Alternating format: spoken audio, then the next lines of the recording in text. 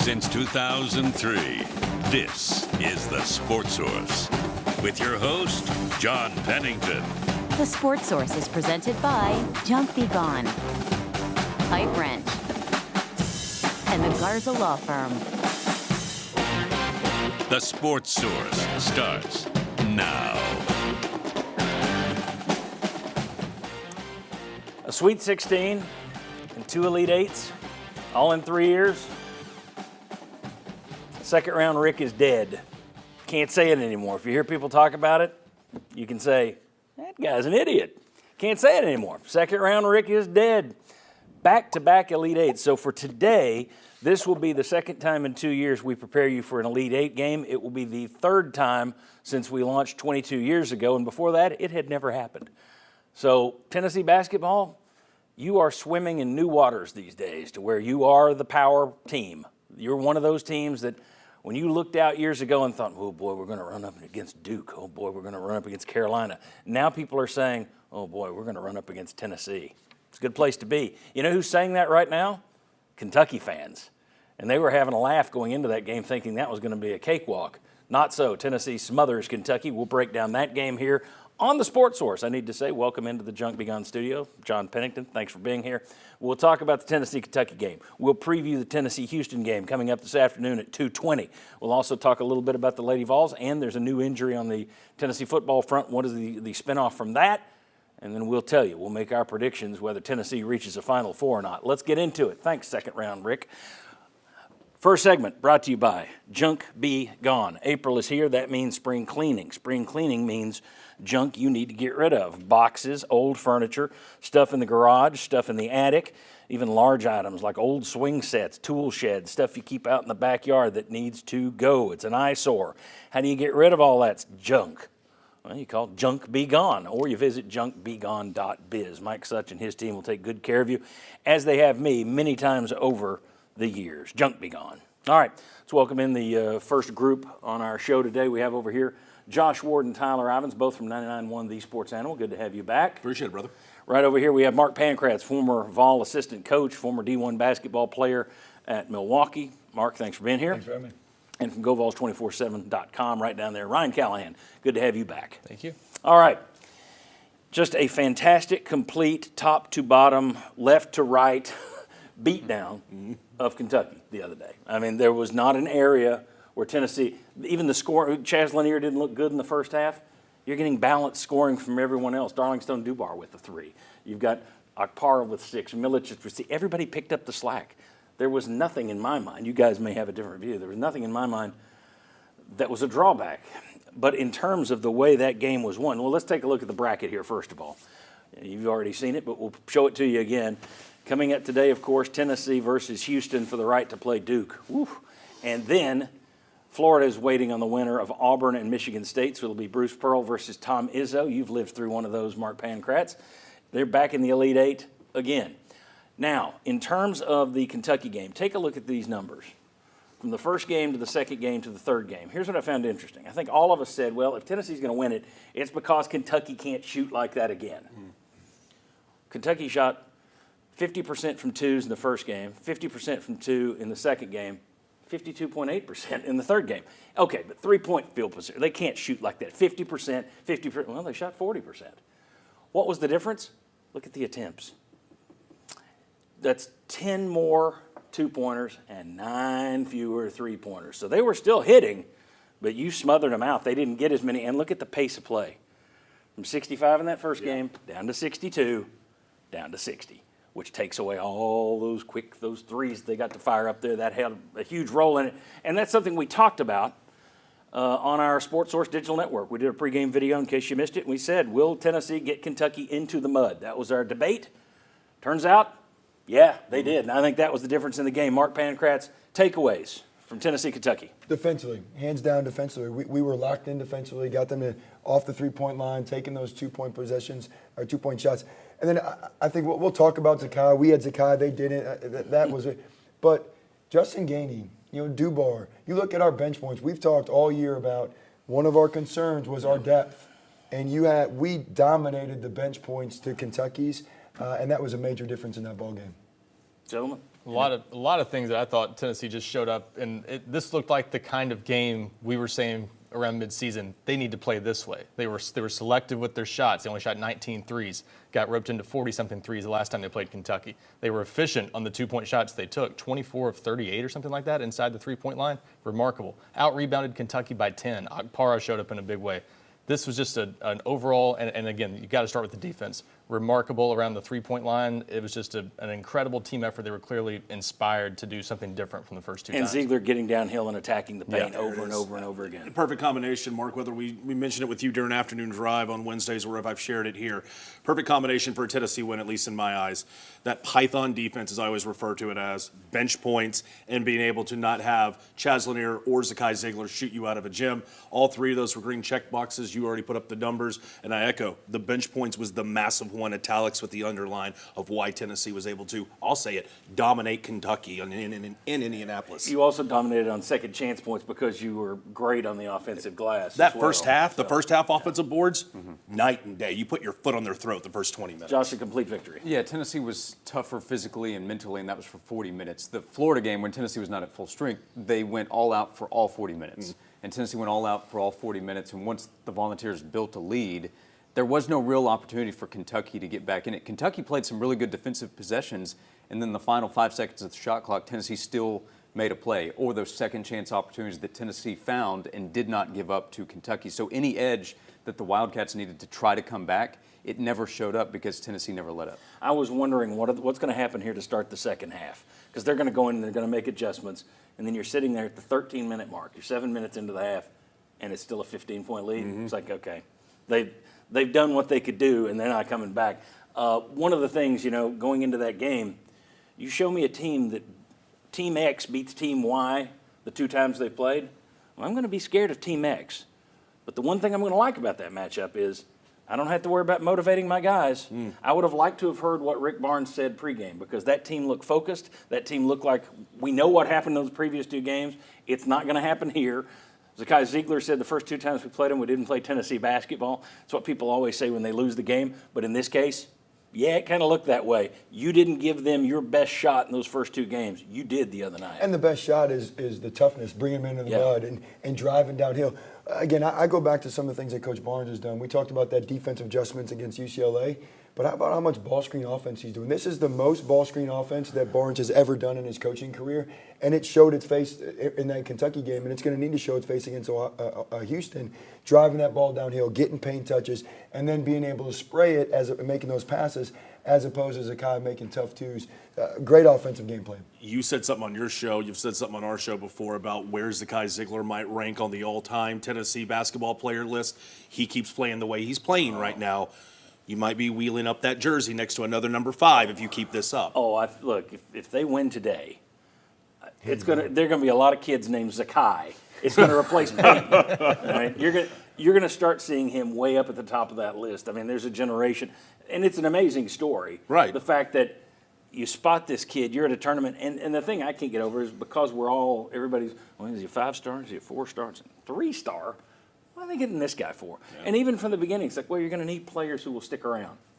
For him to develop into tremendous defender, all-American defender, best defender in the conference, and also good shooter at times, terrific going downhill, very hard to stop when he wants to get to the paint.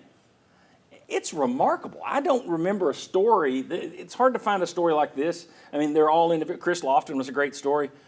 But for this guy to be the little engine that could and turn into one of the best players in the country, it's fantastic. Well, and in this day and age, the ability to attract talent has a lot to do with Zakai's ability to pass, right? Because if I'm a talented guy and I'm in the portal and I see Zakai, the way that he can pass and get people involved and is not a score-first point guard like a lot of point guards are that dominate the ball, I'm going to Tennessee. And so I think he's impacted this program even far beyond the box score, which he obviously does at a high level. Ryan, when you look at this, and we'll talk about this a little bit in the next segment. I don't want to ask whether or not it's the biggest win in school history. That's coming up. But I do want to say there is something special about beating Kentucky. I mean, that is the rival. So the idea that not only you won this game, as someone who grew up in Middlesboro, Kentucky, I can tell you there are a lot of people that live on that state line that they're going to feast on this until next year. The fact that you put your rival one of the most dominant, cocky teams in the world out of the tournament, that makes this one a little special. It's not like you just beat. It'd be great to beat Duke. It'd be great to beat Carolina. You just beat UCLA, another blue blood.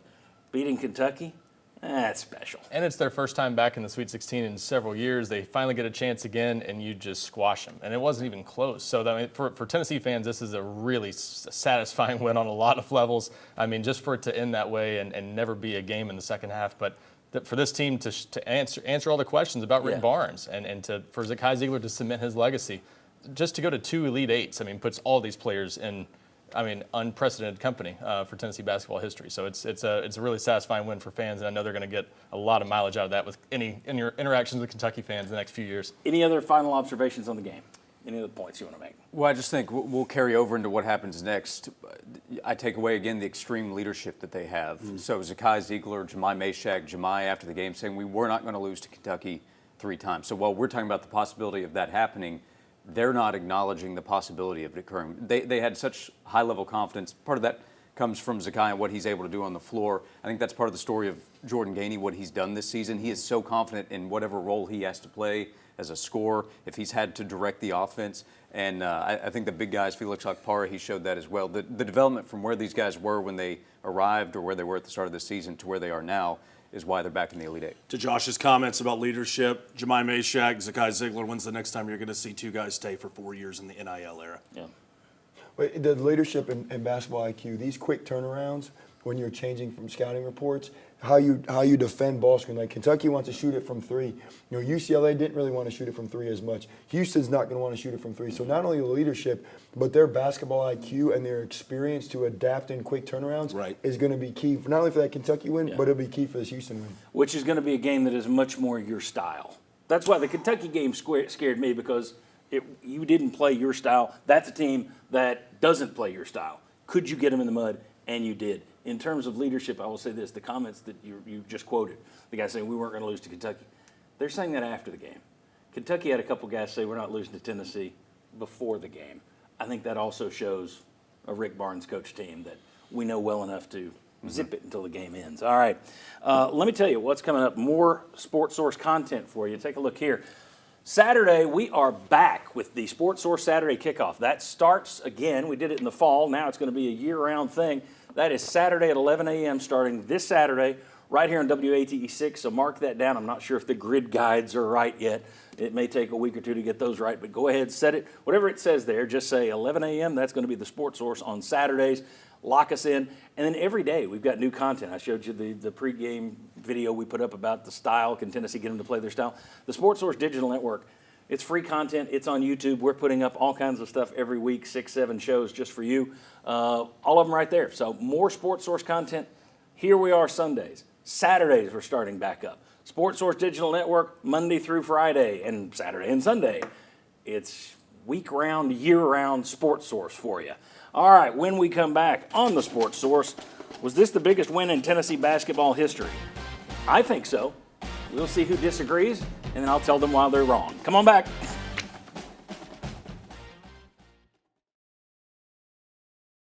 Welcome back. This segment of the Sports Source brought to you by A.G. Hines Company. Whether you're a construction company or a do-it-yourselfer working on its very first project, the materials you need, the tools you need, and the experience from more than 100 years are all waiting for you at A.G. Hines Company in downtown Knoxville on Hines Street, appropriately enough. Family-owned for 4 generations. There aren't many businesses in the United States that are 4 generations family-owned. A.G. Hines Company is one of them. Find out why.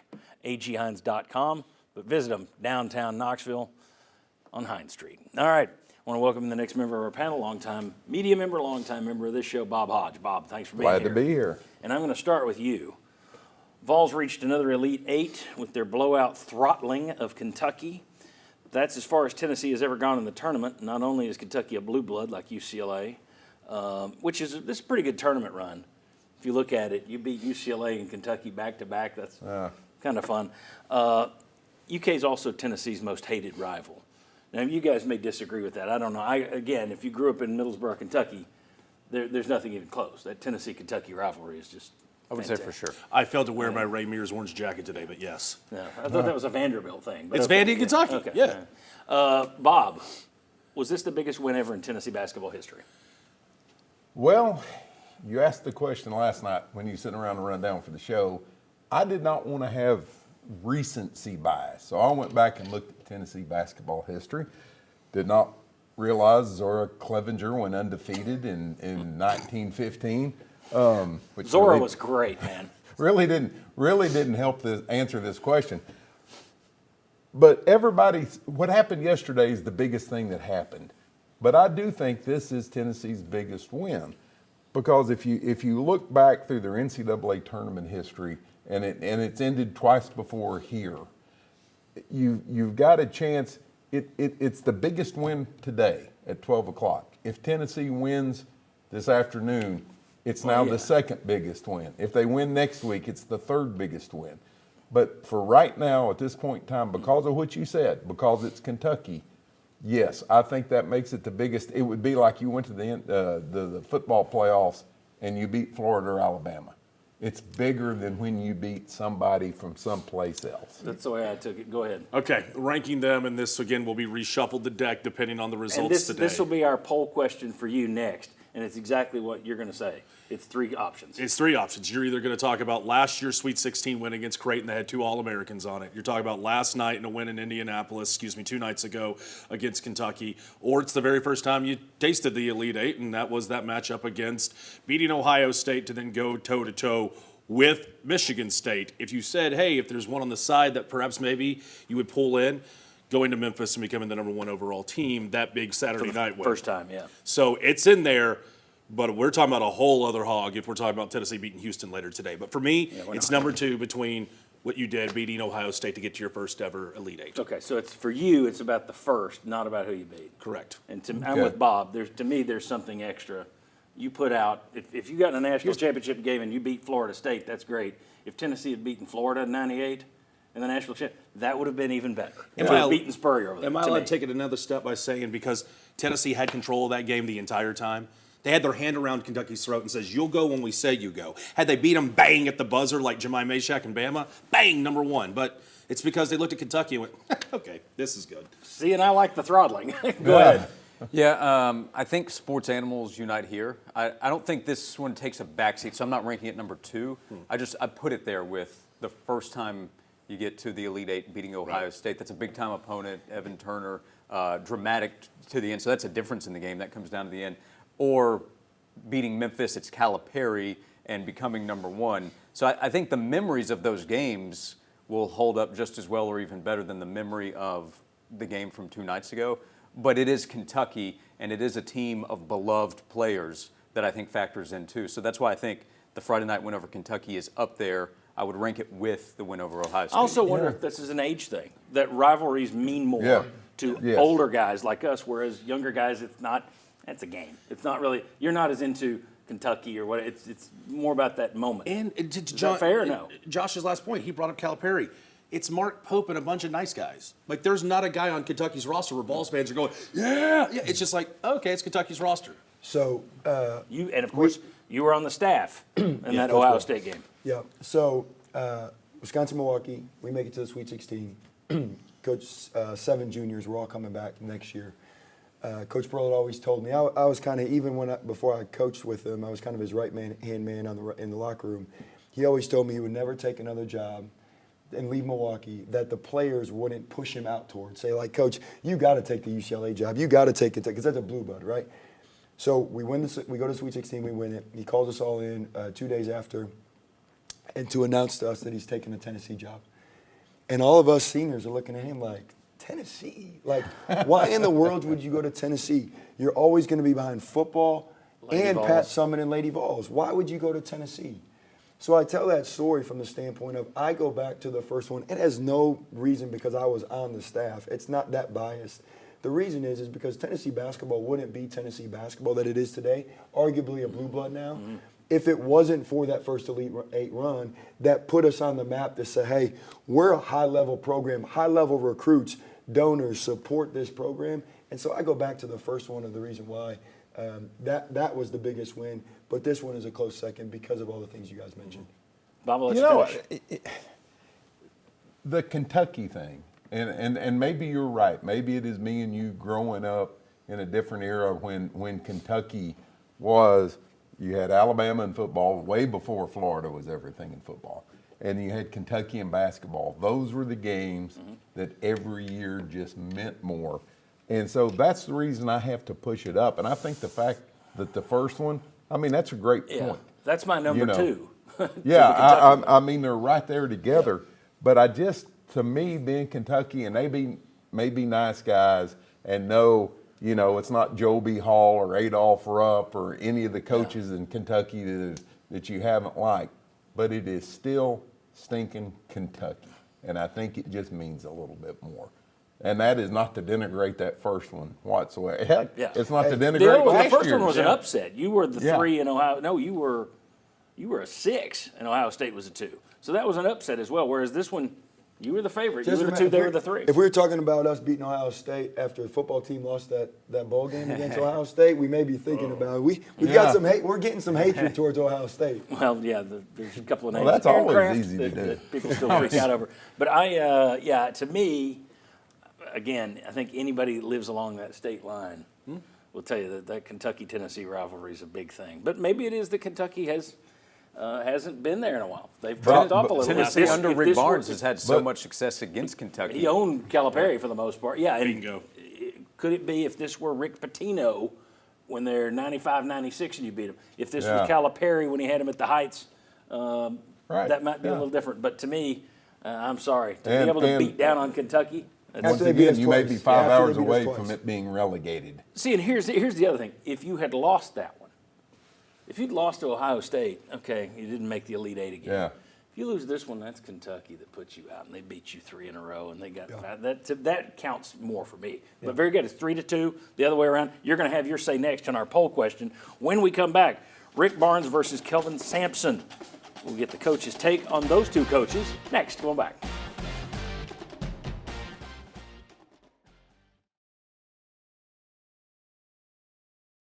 Welcome back to the Sports Source. This segment brought to you by the River Cove Campground, Uncle Jim's River Cove Campground.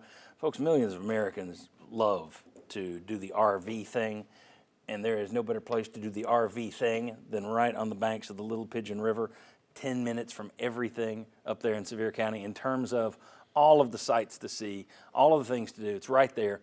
And just visit the website, rivercovecampground.com. You're going to find the amenities are unmatched. If you are an RVer, you need to get to Uncle Jim's River Cove Campground. Go ahead, visit today, because those slots fill up. If you're thinking, well, we'll do it in the summer, you better book it now, rivercovecampground.com. All right, back with Mark Pankratz, and I told you we'd give you a shot at the poll question. Here we go. What was the biggest win in UT basketball history? Some of you have already gotten online and played that one way over toward Kentucky. You can use your smartphone on that QR code. I don't even have to explain this anymore, surely. But the QR code's there. Click it right under the Hearthside Bank sign, and that will get you to the poll, and you can vote and tell us, was it the 2010 Ohio State Sweet 16 win, which Mark Pankratz says so? Was it the 2024 Creighton win last year, which no one says so? Was it the Kentucky win, which I say so? You can go ahead and tell us what was the biggest win in UT basketball history. And if you don't want to do the smartphone, you can go online and do sportsource.tv/polls. That's a lot of talking. Mark, we did a little talking earlier this year when we looked at the roster. Rick Barnes had said to the Tip-Off Club, I don't know if I'd still be coaching if Sky Ziegler weren't around.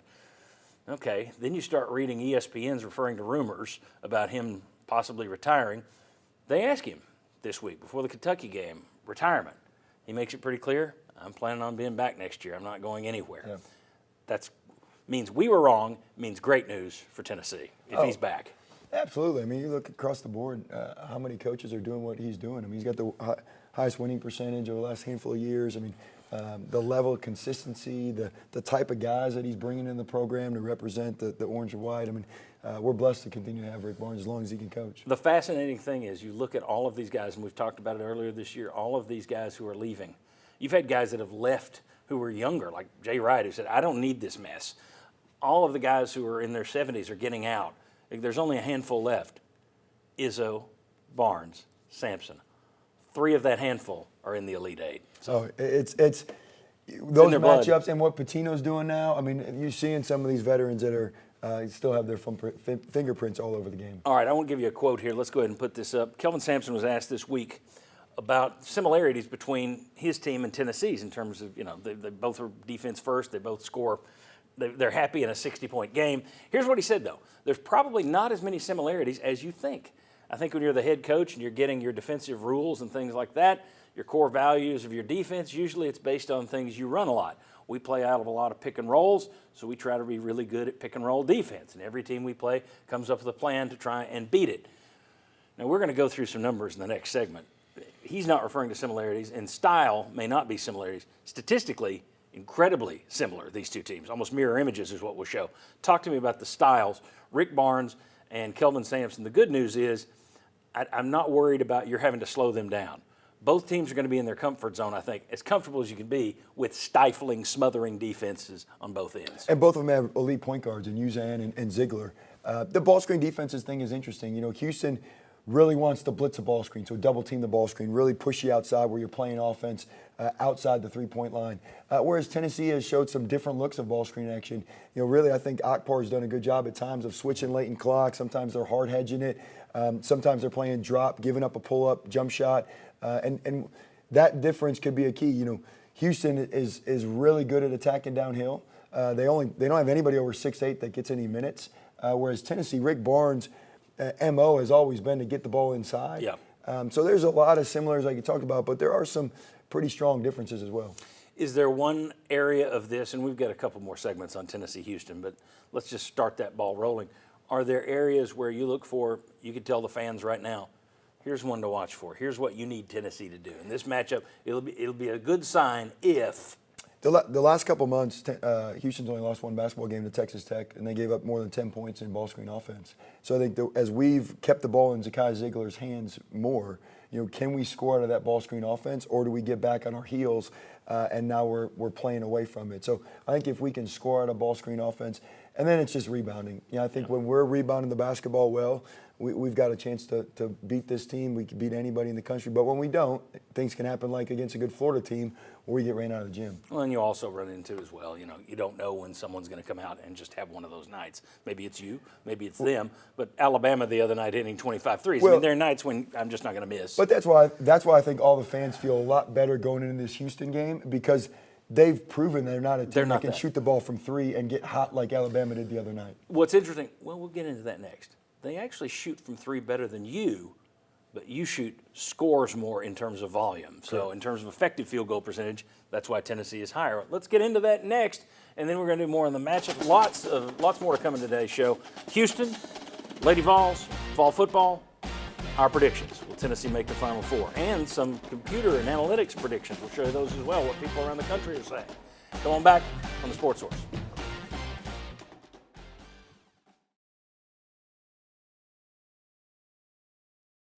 Welcome back to the Sports Source. This segment brought to you by Southeast Termite and Pest Control. Folks, carpenter bees will soon be back. They burrow into wood and timber and siding to construct their nests. They weaken the structural wood and leave holes and stains on building surfaces. Call Southeast Termite and Pest Control and kill them. That's what you need to do. Carpenter bee treatments from Southeast Termite and Pest Control. No one protects your home and yard better than Southeast Termite and Pest Control. All right, back with Bob Hodge, Mark Pankratz, Ryan Callahan. I'm going to run through some numbers here, some stats. You tell me, and go ahead and you see the poll right there. Kentucky still winning 72%. Tyler and Josh and Mark all say Ohio State. Now, do you support them or do you support me? And you stay with Kentucky. This is going to really shift in your direction now. All right, we're going to put up some numbers, and I want you guys to stop me if anything catches your eye. But I'm just going to quickly run through these just so people understand. When we say these teams are very similar statistically, it's incredible. Let's go ahead and pop up the first one here. And, oh, good, my little monitor over here that's close to me is dead, so I'm going to walk way over here. That's terrific. All right, in terms of shooting, if you see Tennessee's on the left, you see the blue, that means you're not as good. You see the red over there, Houston. Look, they're better shooting, 39% from three up at the top, 34 for Tennessee. However, they've taken 756 threes this year. You've taken 898. So you score more from three than they do because you just shoot a heck of a lot more threes. Let's take a look at the next one. All right, stat comparison number one. Points per game, 74.2 for Houston on the left, 74.7 for Tennessee on the right. Assists per game, 15 to 12. Offensive rebounds, 12 to 11. Defensive rebounds, 24-24. Steals per game, basically 7.9 to 8 to 7. Blocks per game, 4.5, 4.5. Turnovers a game, 10.5 to 9. All right, Tennessee turns it over a little bit more. Personal fouls per game, you've got one more for Houston. Let's take a look at the second comparison. Now this is a computer rating at the top. Don't worry about the green and red numbers, by the way. That just means the percentile nationally. So the better a team is, the darker the green and the higher the number up. Like Houston's defensive rating. It's 100 percentile. That means you're the best in the country, 94.2. Tennessee, 99.3. They're 96. But pace, 61, 63. Effective field goal percentage, 52, 53. Offensive rebound percentage, 36, 35. Turnover percentage, 12, 13. Free throw attempt rate, you're better. Free throw attempt rate. And then let's take a look at the last one. Fast break points per game, 8.1 to 7.8. Both these teams have played 30-something games, and yet every one of these numbers is similar. Percentage points on fast break. Houston, 11% of their scoring. Tennessee, about 10.5% of their scoring. Points in the paint, 29.5, 30.5. Second chance points per game, 13.5, 12.5. Points off turnovers, 16.7 to 14.9, still close. Bench points, 19.2, 20. The last time I saw a matchup this tight was the Elite Eight game versus Michigan State. And we previewed it on this show, and we walked out saying, I don't know how to predict this thing because it is razor thin. These teams are identical. And that one went down to a tip-in at the buzzer, basically, when Michigan State beat Tennessee. This one is shaping up to look that way. Are you surprised by just how similar these teams look in terms of, now that's not complete style, but they're awfully similar. Are you surprised by how similar? It's pretty stunning to look at that and see that it goes down to how they play. It's not even just how they get there. It's, like Kelvin Sampson's saying, there's some differences schematically about how they attack it, but it still ends up the same, slower pace. You're not shooting. Neither team shoots a million threes. Tennessee shoots more, and it ends up about the same points and rebounds and fouls and all these everything, every metric. Bob, you surprised? I'm actually kind of shocked. I mean, you could literally reverse the numbers, and you still are at the exact same place. The one thing that I like about the matchup, I think when Tennessee has been at its worst, and it hadn't been worse too many times this season, but it's when they get into the we got to start jacking up threes mode. Mm-hmm. I'm hoping that these numbers show we don't have to get into that mode. We can sit there, take our time, work the ball, shoot 2-point shots, which we're actually pretty good at. And so that's the reason I think the similarity of those numbers makes me feel a little better about the matchup. I don't think it's going to be a walkover for Tennessee or anything like that. But at least to me, the games you let get away from you is when you just shot threes, and they're not going in. That's why I was scared of the Kentucky game. And I said last week I was more scared of Kentucky than I am Houston because you may lose. Houston technically is a better team. Everybody seems to think they're the better team. And they did win 15 games this year where they never trailed. They've been dominant. And they're in a Big 12, which isn't a bad league. But I think you're going to be more comfortable than you were in those first couple of games against Kentucky, especially the one where you're firing up 43s. I feel more comfortable going into this game. Your thoughts on games aren't played with a calculator, they're played on a court. It's going to be matchups, one-on-one matchups, it's going to be styles. But in terms of statistically speaking, from a coach's perspective, it's rather remarkable those teams are. The statistics are close, and it's a game of details, right? I think how we're spaced in ball screen offense. Can Igor knock down a shot? Can Dubar, like we talked about, that big shot was a spacing game changer. Do we get the ball inside Akpar? They don't have interior guys that can defend down there. We do need to play inside out. But I also think we've got Chaz Lanier. And I think Chaz, his shooting ability, now we can't get caught up in hunting the threes. Yep. But I look at our shooters, and I'd actually take with because of Chaz and the ways that our fours can stretch at times. I like us shooting some open shots, but we got to have the right spacing on offense. And then defense, yes, they score 60 points, but don't get it twisted. They've got some elite scorers on their team that can score some points. Cryer is a heck of a player that can score at all three levels. 41% from three, hits pull-up jump shots, finishes at the rim. So we got to be ready to rotate defensively and not just get over-focused on offense. According to Ken Pomeroy, according to CBB Analytics, offensive efficiency, Houston's better a little bit. In terms of defensive efficiency, Houston's better a little bit. Ryan, anything you like about this matchup going into today? Anything you're looking forward to and seeing? I was going to point out, I think the efficiency on three-point shots for Houston is worth noting. If this gets into a game where you're both shooting about the same number of shots, I'd be a little more concerned Houston's going to knock down some key shots when the time comes. And I would expect this to be a pretty tightly played game. I don't think it's going to be separated by a lot of points either way, so that's a big deal. If they hit 7 threes, you hit 5, that might be the difference. The other thing I'm watching is, does Akbar get in foul trouble? Because Cade Phillips, if you look at the statistics, Cade Phillips really struggles to defend inside. And, you know, a lot of teams have doubled Texas Tech in the post, despite being undersized. And I think we can play them one-on-one with Igor and with Akbar and then be more man-to-man on the perimeter to take away their drivings. But if Cade comes in, Cade's struggling on the inside, so we got to keep Akbar as that rim protector out of foul trouble. Go ahead, quickly. I was just going to say, watching more basketball now, as most people do when the tournament starts, it seems like the refs have been pretty good about letting teams play. I haven't seen a lot of games. Just jinxed us, man. He just jinxed us. No. Well, I haven't seen a lot of games where it's been just ticky-tacky, touchy stuff being called. I mean, some of the games have actually looked like, wow, put on a helmet and shoulder pads, and we got a pretty good football game I'm going. always for more contact. The one thing I will mention that's a positive for Tennessee, in terms of personal fouls drawn, Tennessee gets more whistles on the other guy than Houston does. So in other words, if some team's going to get into foul trouble, it depends on, I'm going to jinx you further. Numbers say over the course of the year, it would be Houston that would get in more foul trouble than Tennessee. But again, that's going to come down to who's blowing the whistle on the floor today. The one thing, and Tyler mentioned in the break, that one turnover difference, that's key because if you're turning over, you're given typically fast break points, which 2 to 4 points difference in transition of turnovers where you're uncontested For layups two teams or who dunks, don't live with it, yeah. That's a big separator. If you turn the ball over and give up easy baskets, that's a game changer. All right, boy, game changer. Look at the numbers there. Everybody listened to me and they said, we don't like Pankratz, Ward, and Ivins. We like you, John. You're right. Kentucky is the one to go with. Keep voting. Let us know what you think there. There's got to be somebody. There are a couple of people who said, nope, Creighton was the bigger win. Probably Joe Creighton. Yeah. Somebody named Creighton. All right. Keep playing. When we come back, let's talk more about the UT Houston matchup styles, strengths, etc. Come on back.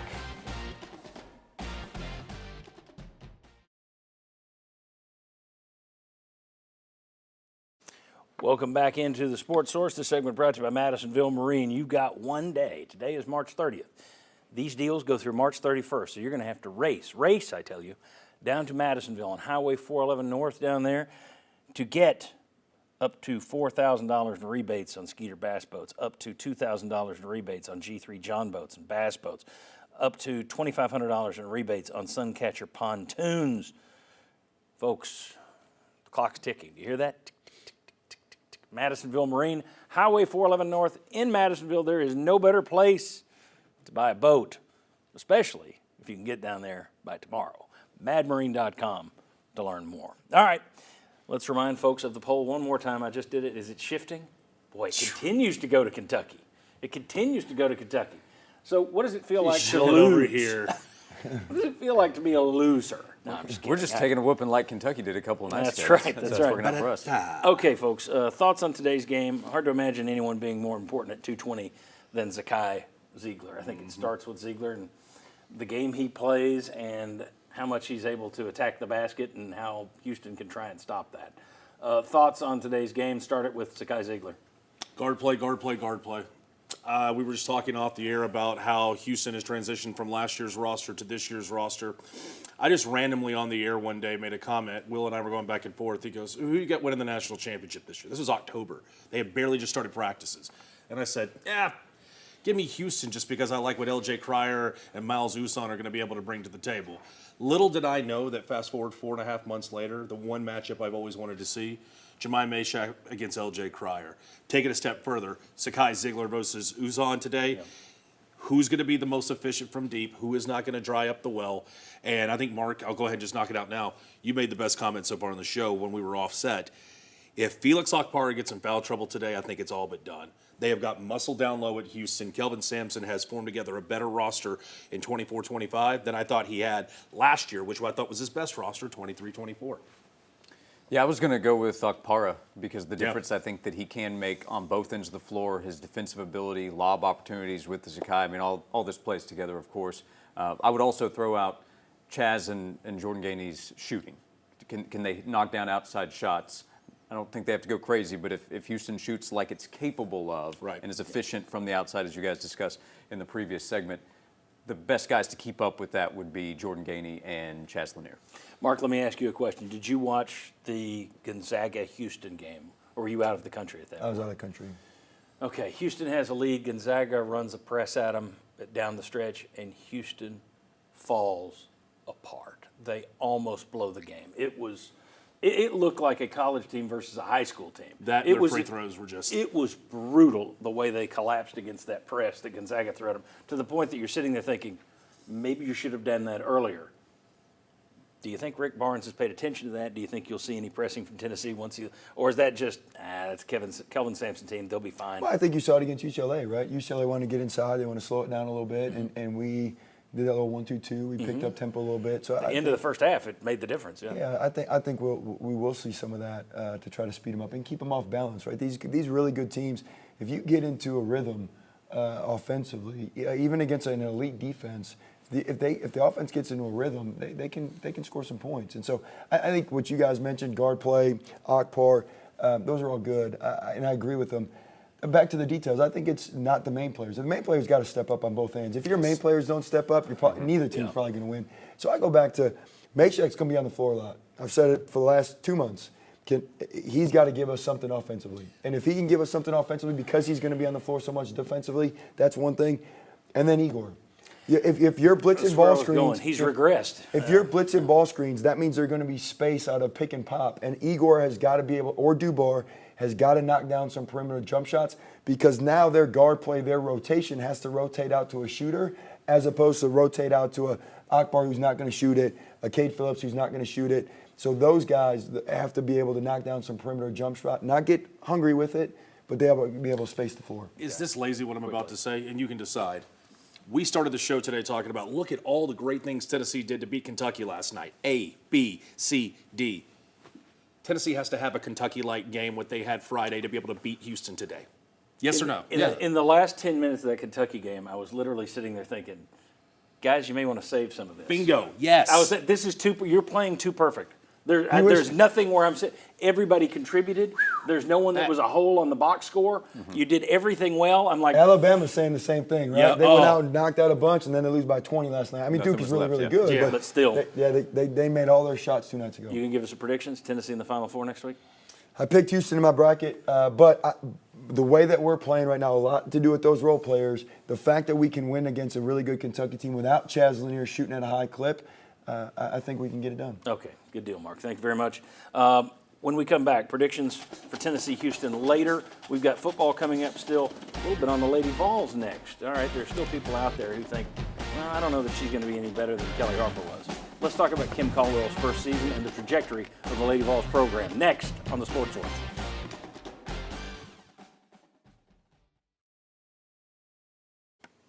Welcome back to the Sports Source. This segment brought to you by Chris Smith Insurance. Folks, when I need a very specific insurance policy, I turned to Chris Smith to find me what I needed, to get it to me at an affordable price. No surprise, Chris did exactly that. For a different kind of insurance agent, somebody with multiple options, multiple ways to help you, have a chat with Chris Smith Insurance. You'll have someone who's truly, truly on your side. csmithagency.com. I've had good results with Chris Smith, hard to say it, Chris Smith Insurance. All right, back with Josh and Tyler. The Lady Vols were knocked out yesterday by Texas in the Sweet 16. But before the game, you had Kim Caldwell this week say her goal, year one, taking over a brand new team, was to make the Sweet 16. Mission accomplished. There are still some folks out there, it's basically the ones who didn't like the firing of Kelly Harper, didn't like firing of VFL or LVFL, and they are like, well, she's not going to be she's not having more success than Kelly. You just watch. Trajectory of this program, in your opinion, and that includes recruiting, that includes transfer portal, that includes style of play. No offense to Kelly Harper, but I would say the trajectory is much higher now. Thoughts? Green arrow, going north. To your last comments of the quote, semi-quote, well, you just watch to see if she is better than Kelly Harper. Well, first year recruiting, she's already doing pretty solid. Sweet 16, and a season where you started undefeated going into conference play. You were going down the wire with some of the best teams that your conference had, including Texas, where the first time you played Texas, Kim Caldwell didn't even make the trip because she was giving birth to her son, and they lost it in the last 20 seconds. They had the lead in the last 45 seconds. Close games against Mulkey and LSU. You beat UConn. You hung tough with South Carolina. Horseshoes and hand grenades for a lot of those results. Sweet 16 with you don't know which roster you had to come in. You get to pick up a nice little transfer portal piece in Cooper, and then now you add some of the players you have coming in this year with NIL massively committed to your program. All green check marks. She passes my course. Yeah, I thought it was a really good first season. The way they competed with the best teams that they play, and the SEC at the top is going to be extremely competitive. Getting that win over UConn was big for the mindset of, okay, playing close against these really good teams, you've got to beat one of them. They beat UConn. We know the history there. And then it's going to be about what is your roster compared to South Carolina and LSU and Texas and the best teams that you're going to play year in, year out, because it's still going to be about the players in a lot of ways. The system and the culture and the standard, that of course matters, but you've got to go match them with personnel, and they've recruited at a high level, so get them in, develop. Depth will be probably important for what they're running with their system, but I don't know how you walk out of year one with anything but high level of optimism for what they can do in the future. I thought it was very positive, too, that you go to the Schottenstein Center and beat Ohio State on their home floor in an NCAA tournament game to make it to a Sweet 16. I mean, that's, again, everybody in that sport is fighting to get the first pod at their home court. You didn't get it. You go on the road and won anyway. All that's positive. There were a lot of games this year where people are just going to go, I don't know if the Lady Vols are really going to be able to stay in this game today. There was only one opponent that they really looked inferior to, and that was the Kentucky game. Everybody else, though, if they hit a free throw or they find an offensive rebound that bounces their way, they probably upset more than the teams they already did. They had a great season. I think also that, Danny, let's look. Your goal is to get people excited. Your goal is to play a brand of basketball that'll put butts in seats. Yes. They'll give you a chance in games. He does this with all of his hires. Again, I say it's a money ball approach. It's not just going and get the biggest name out there. It's finding someone who's got a style and a system that can be that's sellable, and that also evens the playing field if you don't have the top talent in the country. And I think he's got that in Kim Caldwell. I think you can look at it and see, yep, that's why I hired her. All right. When we come back, the Vols lose another key player to injury as the start of the season looking a little bit more difficult now. Come on back on the Sports Source.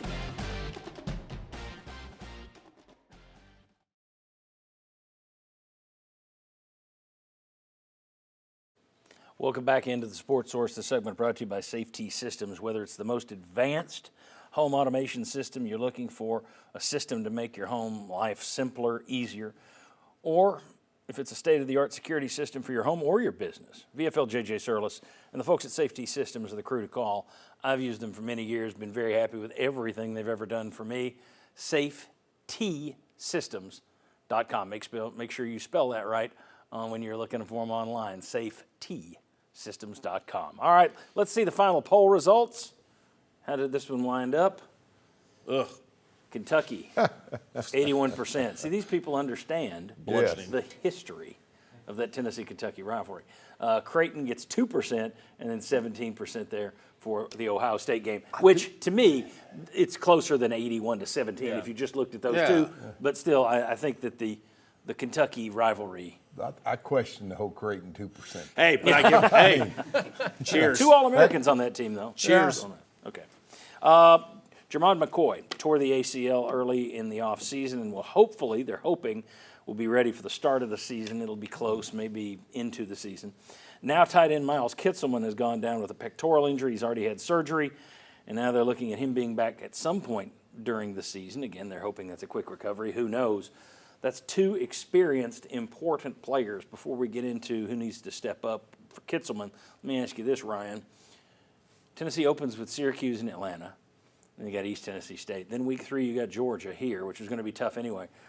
Now that you've got two of your most experienced, your two veterans, two of your better players, that could be on the shelf, certainly probably won't be 100% at that time anyway. Are those games looking more difficult in your mind? Georgia, yes. Syracuse, I don't think so. I think Tennessee still recruits at a high enough level compared to Syracuse. You should still be able to win that game. But, yes, I think this makes any thoughts of an upset against Georgia. It is a home game, so that always puts it more in play, I think. Makes that the path to that a lot harder. It's in week 3. I mean, you got 2 games to tune up for it. But if those guys are out, and I think that's still an open question, but Tennessee's optimistic, kind of shooting for, I think, a Georgia game return for Ricky Gibson if that's his first game back. I don't think that's ideal coming off an injury like that.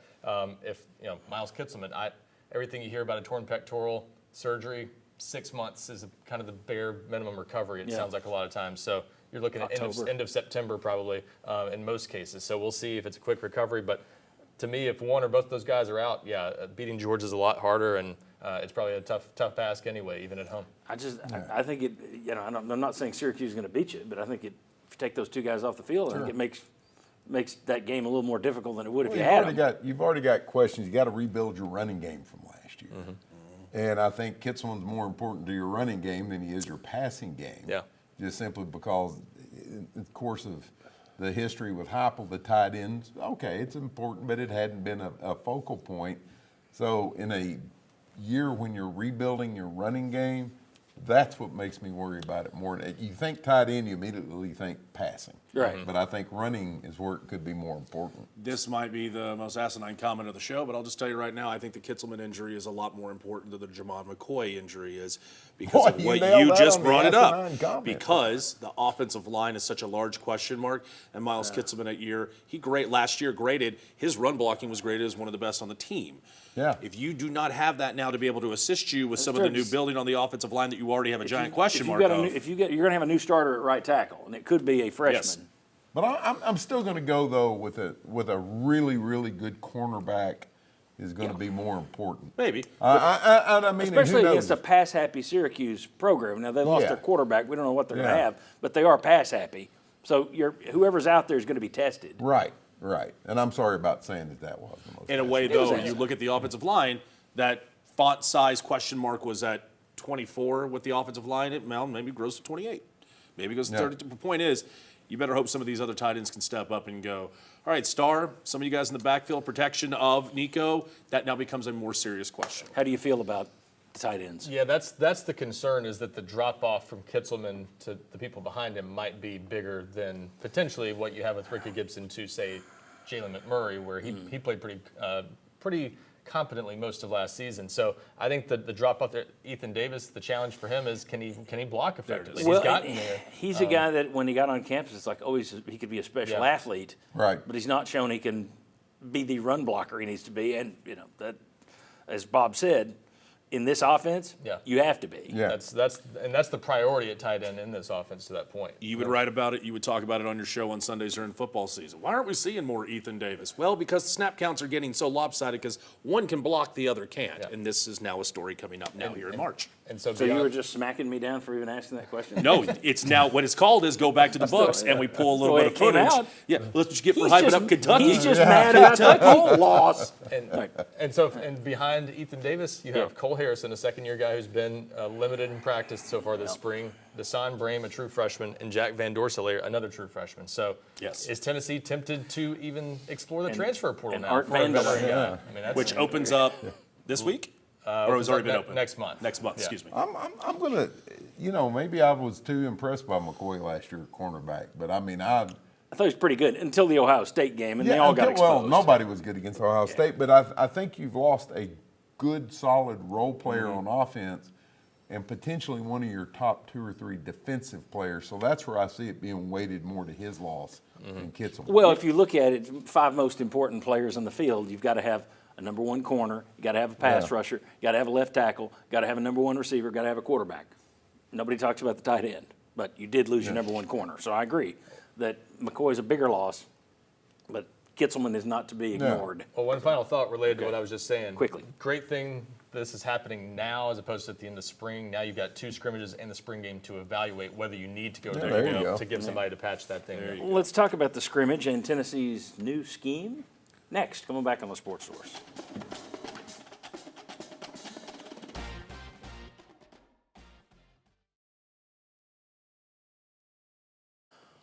Welcome back. This segment of our show brought to you by Games and Things. Folks, right now it's their spring clearance sale.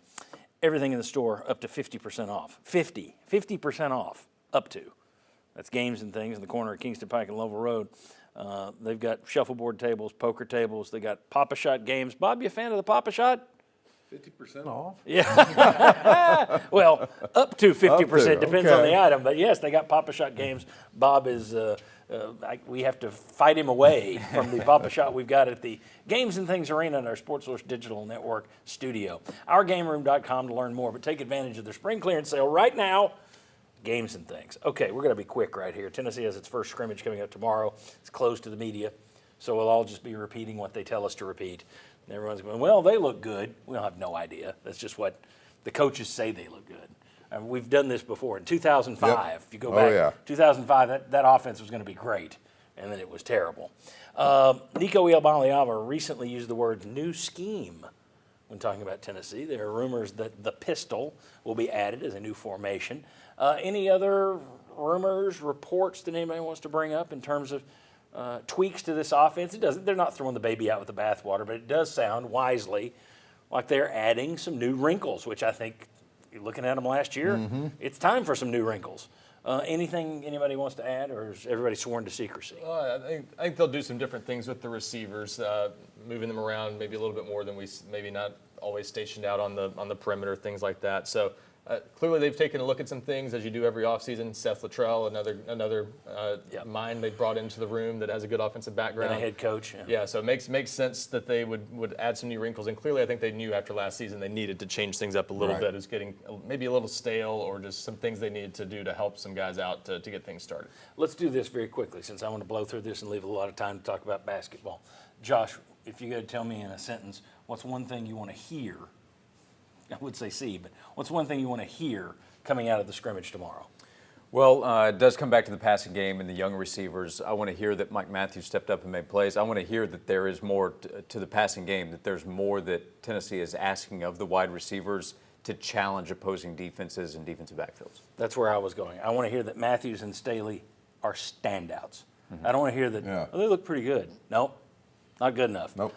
If Matthews is supposed to be a 5-star, and I keep being told, oh man, the ceiling on good. I want to hear unbelievable hype coming out of this scrimmage that he blew everyone's doors off. Especially because you got a top corner out this spring. So he should, let's see it. I want to see, he needs to look like the 5-star receivers that Alabama and Ohio State gets. That would be my number one, but just for the sake of variety, number two, offensive line. I want to hear that those guys are effective in the run game. You got a mostly remade group up there. Sam Pendleton, Wendell Moy Jr. out of the transfer portal. Those guys need to be playing well and not giving up a ton of pressure against that defensive line that still has some good guys up front.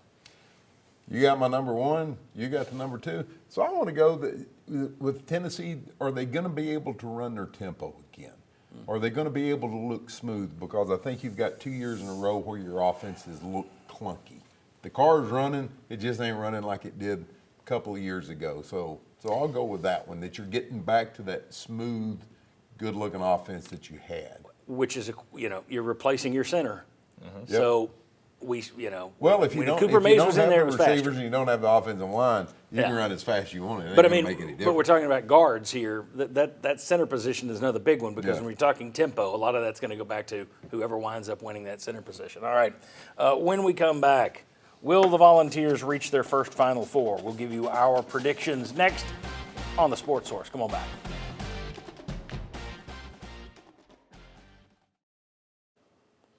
Welcome back to the Sports Source. Just a reminder, the Sports Source Saturday kickoff starts next week. 11 a.m. is going to be year-round. 11 a.m. to noon on Saturdays right here. That starts next week. And then, of course, every day. You can go there right now after this show. Sports Source Digital Network. It's right on YouTube. It's free. All you have to do is subscribe. It doesn't cost anything. By subscribing, it basically just means you follow, and it tells you when our shows are up. And you can say, I like that one. That one's not for me. I like this one. That one's not for me. Or you could just say, these are all great. I'm watching them all. Sports Source Digital Network, Sports Source Saturday Kickoff, and now right back here to the Sports Source, where we're looking at some analytic predictions before we give you ours. CBB Analytics, that's the one on top. They've got Houston, it's hard to read there, 63% chance of beating Tennessee according to their computers. Ken Pomeroy, his computer says Houston wins 63-61, gives Tennessee a 42% chance of winning. For the record, over the course of their history, I guess they coached against each other from 98 to 2006. Kelvin Sampson, 12-8 all-time against Rick Barnes. What are the odds for the game? What's the latest? 2.5? Last I saw it was 2.5 point favorite. 2.5, Houston's a 124.5, which I just looked at the Kim Pomeroy number and I was like, that is a hook by a cover by a hook. Okay. So there you go. All right, so let's start with you. Let's give me the odds. What are you doing? If you're forced to bet, gun to your head, what are you doing? And then we'll do your. Not touching the total whatsoever, but I would have jumped on it as I did when it first came out. Tennessee plus 4.5. Give me the Vols and the points. I had Houston eliminating Tennessee in my bracket, but because with new knowledge and new information, I'll change it. Call me a homer.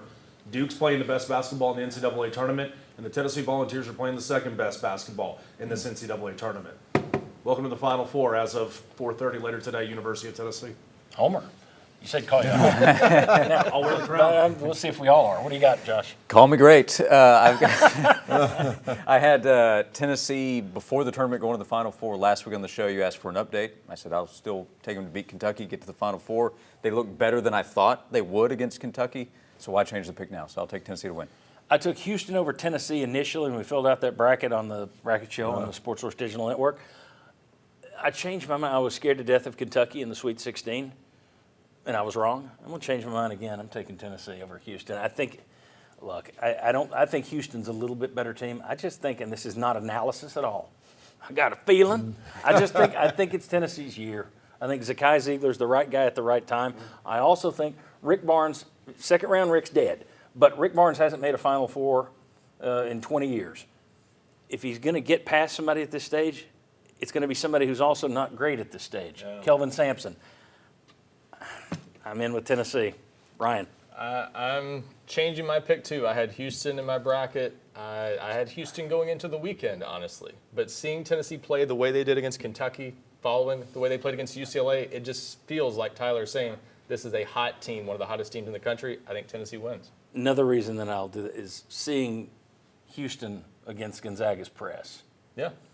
That made them look very, very flawed. And Purdue took them to the wire. They did. Bob, what are you doing? The teams I really cheer for have won the championship once. One in my entire life, 98. Oh, 98 UT. 98 national championship. So the teams I really cheer for never win. I'm going to pick Houston based on that. That is not analysis. That's smart. But it is my life. And so they never win. Hope Tennessee wins. Going to be cheering for Tennessee to win. Oh, I thought you were saying you're doing this as a reversal, but it's not really. It's just now you just know my team's always lose. No, they always lose at the biggest stage. Trying to see Murphy's Law made his way on this. These games, I mean, everybody sees this. I mean, you look at the numbers, it says close. Yeah. Everybody's projection is close. Normally when that happens, I'm thinking somebody's going to beat somebody by 15 points. But I do go back to that 2010 game against Michigan State. Now, Tennessee lost that one, but we kept saying going into it, this is just like mirror images. How do you divide these teams? And you didn't. It went to the wire. So I have a feeling this is going to be an all-timer. And that's the thing. Go ahead quickly. Tennessee, we've talked about their scoring droughts, which everybody has. Yeah. But in the NCAA tournament, they haven't had that. Mm-hmm. They've been consistent. They go down. You don't see 4 or 5 wasted possessions in a row. At least you haven't so far. And I think that's going to give them a little bit of an edge. And you do see it in so many games where, go ahead quickly. Please let it be officiated like it was in Auburn a couple weeks ago. Let the players dictate who's going to San Antonio, please. I will say this: it is a forever game. I mean, if you lose, everybody's going to be calling for Barnes' heads. Guy Ziegler sucks. The program didn't do anything. This has been a great team. Yes. It's gotten better, farther than I thought it would. It's a fun team to pull for. So if you lose, I don't want to hear a lot of "it was a wasted year." That's crap.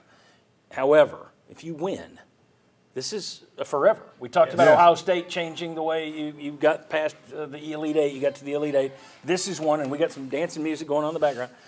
This is one where if you win, no one can ever say never been to a Final Four again. It is a forever kind of game. So put it in the rafters. It's a big one. Let's see if we do it. Tyler, Josh, Ryan, Bob, thank you all. Thank you for watching. Thanks to our sponsors for making this possible. We'll see you on Saturday here on Channel 6. We'll see you on Sunday here on Channel 6. And we'll see you on the Sports Source Digital Network.